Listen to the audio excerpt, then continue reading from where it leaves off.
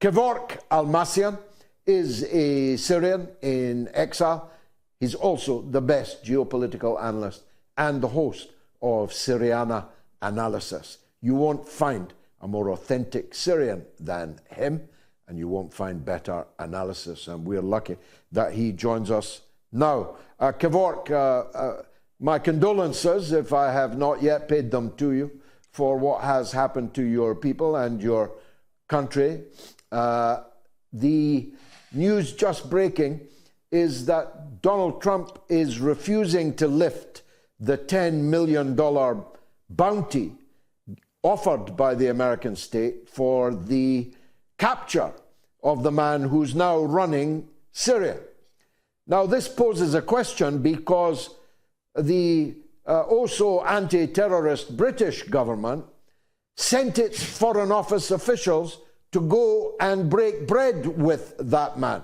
So we have a situation where the British are meeting Jolani in Damascus, whilst the incoming president of the United States is offering $10 million for his arrest.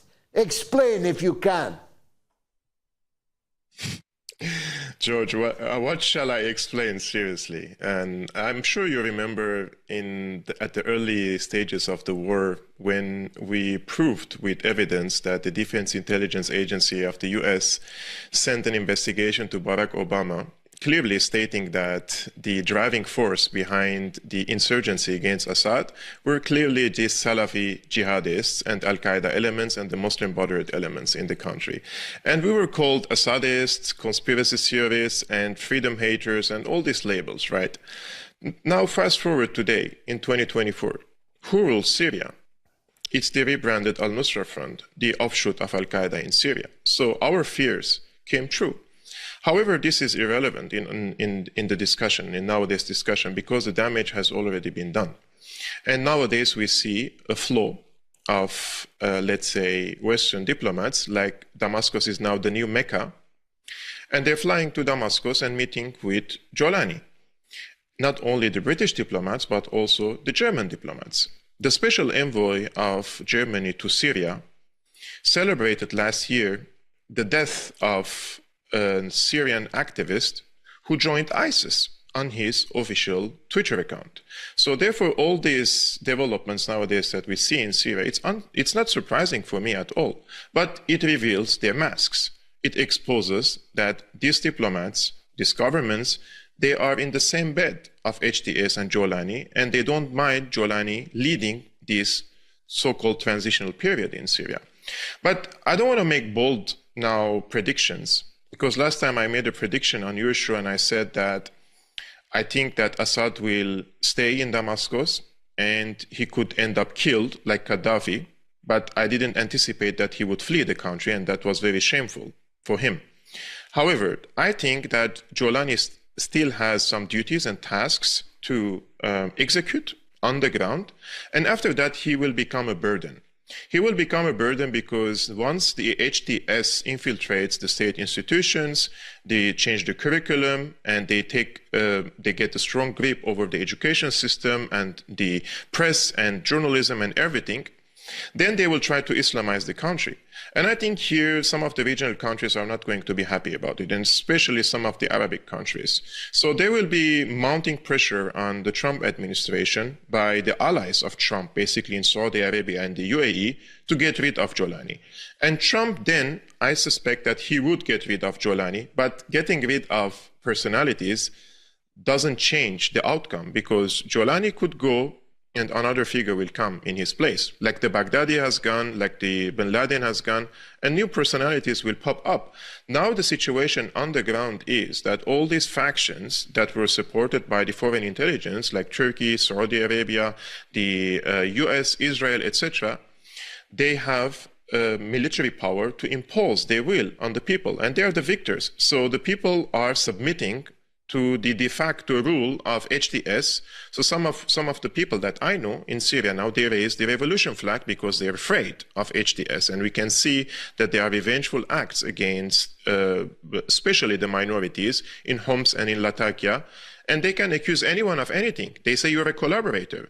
And George, I want to make clear, I myself was accused by Jaish al-Islam, Islam's army, in an official statement of being a collaborator with the Assad regime. I was called a spy by Islam's army, Jaish al-Islam. So if I was in Syria now, like the German government wanted me to do, because they wanted to deport me back to Syria a few years ago, if I was now in Syria, what could have been my destiny? I would have been killed, right, by these so-called moderate rebels who are now in charge of Damascus. So what the Western governments have done to Syria, in my opinion, is criminal, because it's going to change the discourse of history, the Syrian history and the Syrian civilization, because Syria had a long history with civilization, 7,000-year-old, but the people now in charge of the country, they don't value, and we have seen how they destroyed Ma'lula, how they destroyed Palmyra, how they destroyed Aleppo, and so many other ancient cities. So I'm very fearful, but I come from a position of someone who cares about the country. But these people, they don't consider me even a Syrian, because 100 years ago, my grandparents arrived to Syria as refugees. So they call me now an Armenian refugee and asking me to go back to Armenia and not to speak about the Syrian case. Now, it's fair to say, I think we should struggle for accuracy, that so far the Holocaust of revenge and beheadings and mass murder that we feared have not happened. There have been desecration of churches. I drew attention to them. There has been at least one beheading, maybe two. There have been random executions. There are a lot of threats, and the land is being roamed by, to a very significant extent, foreign fighters who are pointing guns at people and demanding loyalty, oaths of loyalty to their particular religious faction and so on.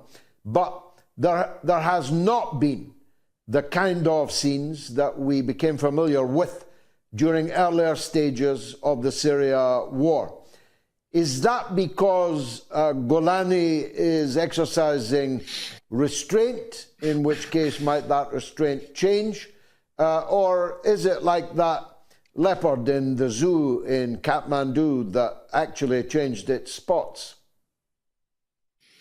George, only a few years ago, I'm sure you already know this, these groups have committed genocide against ethnic minorities, especially in northern Latakia, in Homs, and in the suburbs of Damascus. And we have documentable facts how they ethnically cleansed and committed violence against ethnic groups and religious groups based on their religious beliefs. However, this time it's different for HTS. This time they have come as conquerors. They have taken control of the entire country. And 80% of the Christians have already been ethnically cleansed from the country. And the Alawites are in a very, very, let's say, weak situation now that Assad fled the country. And there are clear instructions to HTS, Jolani, and the other factions fighting alongside him that there is a hyper focus now on Syria, and all the international press is in Syria. And they don't want to create any backlash or bad image about HTS at the current moment, that all this mainstream media is trying to polish and rebrand HTS, right? So they don't have to do these heinous acts any longer. They are in charge, they're in control, they have the Jacobian force, and they're going to control everything the people see and watch and learn, also including the religious affairs, for example, in the mosques. So they have the soft power and they have the hard power in the country, and they can subjugate the rest of the population.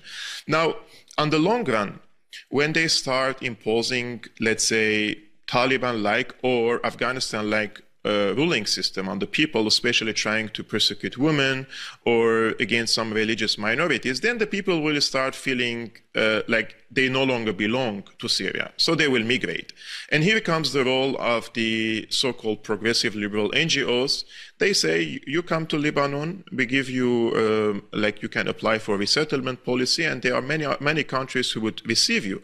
And the numbers of the minorities in Syria have become very little anyways. And this has happened during the war. During the peak of the war, there were NGOs in Lebanon. You apply for the resettlement. You have to prove that you're a Christian from Syria. And in a matter of a few months, you you fly to Canada, you fly to Australia, you fly to the United States. So this is how they already emptied the Christians and the minorities from Syria. So now the HTS is in charge. They don't have to do such heinous acts any longer, and especially with the presence of the international public. So this is a tactical approach now, but on the long run, they will have a strong grip, and Syria will definitely become one way or another Islamic rule. I'm not saying it will become a caliphate, and I'm not against Islam, but we have to be honest with the people. When you say you are waging an insurgency to bring democracy, human rights, and women's rights, and all these so-called Western values to Syria, and then Western intelligence agencies collude with these groups on the ground and arm them with the so-called intention of bringing democracy and human rights to Syria, then they were manipulating the people, right? Because this is not the outcome of this insurgency. The outcome of the insurgency is the founder of Al-Qaeda offshoot in Syria is the de facto ruler of Syria now. Now, of course, what Syria is now, geographically, topographically, is a moot point, isn't it? Because two foreign countries control gigantic swathes of it.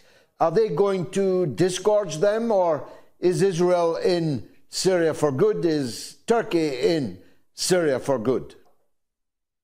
I think they will divide Syria into spheres of influence, zones of influence. Turkey will have the upper hand over the north, including Aleppo, Idlib, and Homs. Saudi Arabia will have an upper hand over Damascus, and Israel will try to open corridors with Sueda and in Daraa. They're already in Daraa now. They're only 20 kilometers away from Damascus now. And they want to try to open a geographical corridor to Sueda in order to, first they pose a security threat against the Druze, like it happened in the past when ISIS and Al-Qaeda, her hordes attacked Sueda. And when existential threat is materialized against the, let's say, Druze in Sueda, Israel will present itself as a savior. So they will open a corridor with the Golan Heights. And I suspect they are also trying to open a corridor with the Kurds in the east. But this is going to be a recipe for more conflicts, because Turkey now will not tolerate an independent Kurdish enclave. So what they're trying to do is they're trying to first create spheres of influence with the hope of dividing Syria or balkanizing Syria at a later stage. This is the project of the imperialists. Will they succeed or not? This is a different story. But this is a recipe for more war, because now if Turkey intervenes on the side to crush, let's say, the Kurdish political entity, then this will create also other conflicts in the region between the Kurds and Turks, and also in the north of Iraq, the Kurdistan, again, inside Turkish territories. So if Turkey is seriously thinking of creating a stable Syria, I think they should restrain themselves from going against the Kurds, but also at the same time, because we know that the Kurdish project is also a necessity for the Greater Israel project, because the borders of the Greater Israel project starts from the Nile in Egypt, and it ends on the western shore of the Euphrates. And who controls the eastern bank of the Euphrates, according to the Zionist theorists? It is the independent Kurdistan state. So this is what they're aspiring in Syria. But will they succeed or not? I think this is now in the hands of the Syrian people. I heard your video, and I heard you were crying deep inside when you were speaking about the Palestinian people as well, and how disappointed you were. And I would like to reiterate that what happened in Syria is going to definitely harm Palestine big time. And the Palestinians who are cheering for it, I don't think they understand the implications of losing Syria on their side. And this is going to have to help Israel to create or to pursue its dream for a greater Israel. So the Syrian people, unfortunately, at the current moment, they don't have anyone to protect them from this project. So I'm also disappointed. And at the same time, however, I feel like I'm liberated from this wish and will deep inside that I was trying to educate the people and warn them from this outcome. Now I feel like if the people do not listen and do not want to hear, and this is the end result of it, maybe we should leave the people experience it and pass through it and learn and mature and then pursue their liberation again, because it seems that they are not ready yet for such a, let's say, liberation movement in the region against American imperialism. Kevork Almassian, a very somber ending to your contribution indeed. Thank you very much indeed.